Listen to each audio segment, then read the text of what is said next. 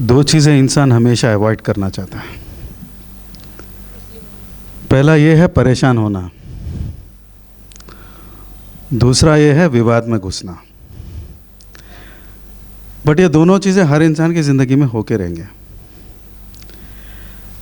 Dispute resolution hub जो हमने चालू किया है, एक फोकस से चालू किया है कि कोई भी विवाद हो उसकी बुनियाद ईगो ज़्यादा रहता है। फाइनेंशियल इशू कम रहता है बट ईगो इशू ज़्यादा रहता है। आप हिंदी फिल्मों में देखे होंगे, लाइव ज़िंदगी में भी देखे होंगे। कभी भी कोई विवाद आता है, थोड़ी बातचीत चलेगी, उसके बाद लड़ाई चलेगा।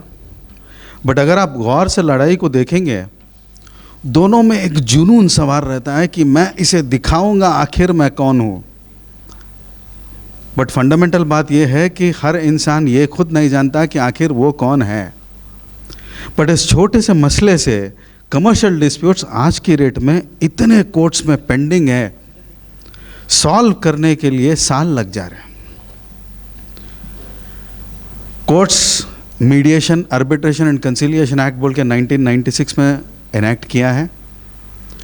उसके बाद 2023 में मीडिएशन एक्ट स्टार्ट किया है। बिकॉज टुडे जुडिशरी ये मानता है कि बहुत से ऐसे कमर्शियल डिस्प्यूट्स है जो बातचीत में सॉल्व किया जा सकता है और बातचीत में इशू नैरो डाउन हो जाती है।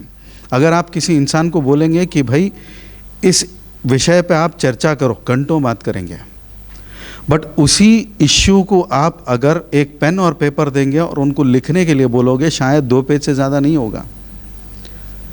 इश्यूज जब लिस्ट आउट हो जाते हैं कि एंटायर कमर्शियल ट्रांजैक्शन में इतना पैसा का लॉस है, दोनों तरफ से इतना ही नुकसान हो सकता है, जिसका इंटरेस्ट इतना बनेगा, जिसके डैमेजेस इतने बन सकते हैं, और दोनों में समझौता करने के लिए ये 4-5 रास्ते हैं।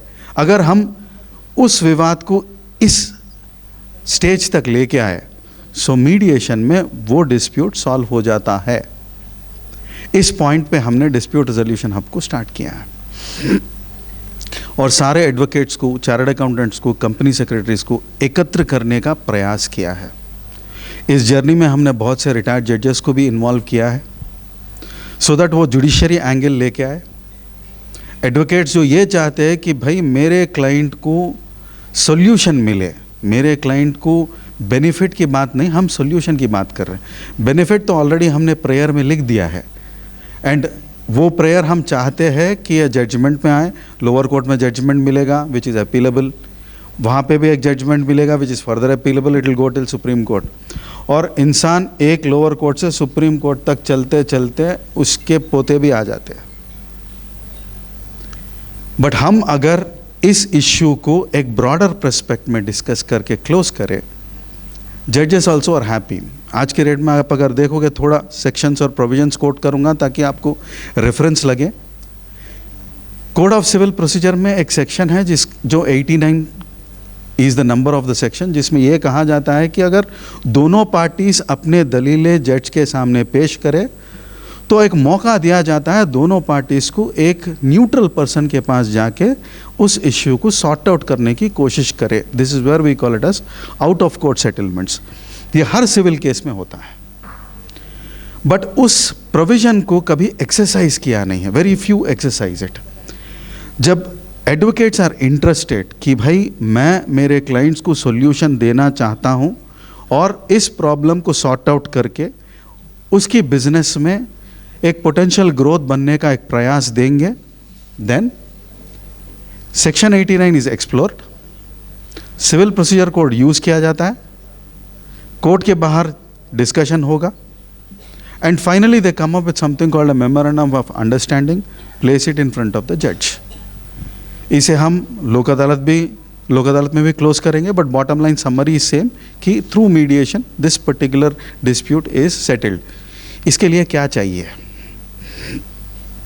इसके लिए ये चाहिए कि जो मीडिएटर है वो इस एंटायर प्रोसेस मतलब दोनों पार्टी से पूरी दास्तान सुने, उस दास्ते में इश्यूज को नोट करे।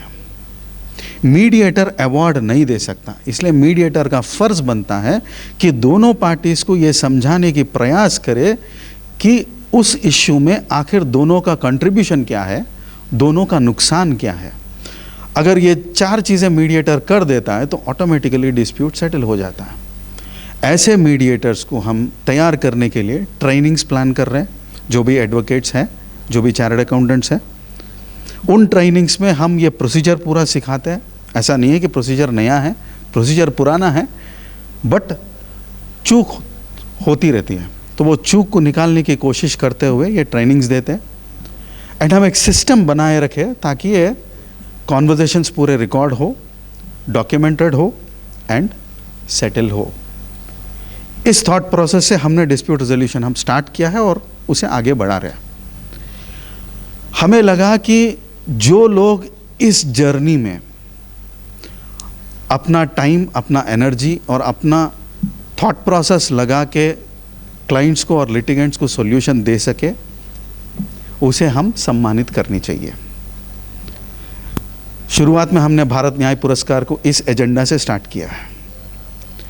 फिर हमने थोड़ा आगे बढ़े, हमने सोचा कि ऐसे बहुत से डिस्प्यूट्स हैं जो कमर्शियल नहीं है, जो सामाजिक है, और इन सामाजिक डिस्प्यूट्स को सॉर्ट आउट करने के लिए, इश्यूज को सॉल्व करने के लिए बहुत से सोशल वर्कर्स काम कर रहे हैं। और वो समस्या जहां रहती है वहां अपने आप की उपस्थिति देखते हुए उस समस्या में जूझ जाते हैं और उसे सॉल्व करने की प्रयास करते हैं। वैसे लोगों को सम्मानित करने के लिए भी हमने भारत न्याय पुरस्कार को होराइजन बढ़ाया है। फिर ESG है, कॉर्पोरेट सोशल रिस्पॉन्सिबिलिटी है। इन सेगमेंट में बहुत से लोग हैं जो point two point minute analysis करके ये एक्टिविटी ऐसा किया जा सकता है जिससे सोसाइटी को बेनिफिट मिलेगा। इस एक्टिविटी को हम करने से सोसाइटी को नुकसान होगा, इसे क्लोज करनी चाहिए। बहुत से लोग ऐसे हैं जो NGOs है जो प्लांट्स को आइडेंटिफाई किए थे और कहे थे ये प्लांट्स सामान्य रूप से जो भी लोग उस प्लांट्स को जाने अनजाने में उगवा रहे हैं, दे आर हैजार्डस, वो हेल्थ के लिए हानिकारक है। इस प्लांट्स को निकालना ज़रूरी है और इस प्लांट्स को निकालने का एक सेपरेट प्रोसेस है। साउथ इंडिया में बहुत से ऐसे प्लांट्स हुए हैं, वो लोग अपना टाइम दे के इन प्लांट्स को आइडेंटिफाई करके उनको डिस्ट्रॉय करने का संपूर्ण मेहनत किया है, सिर्फ सोसाइटी बेनिफिट के लिए। ये लोग हकदार है रिकग्निशन के लिए और फेम जानने के लिए। इन सारे चीज़ों के लिए हमने भारत न्याय पुरस्कार को फ्रेम किया है। एंड ये हमारा पहला सीज़न है where we are trying to recognise all these leaders who have helped the society grow, who have helped the society sustain। ये हमारी पहली शुरुआत है, या मैं ये कहूँ कि पहली कदम है। Thank you for joining.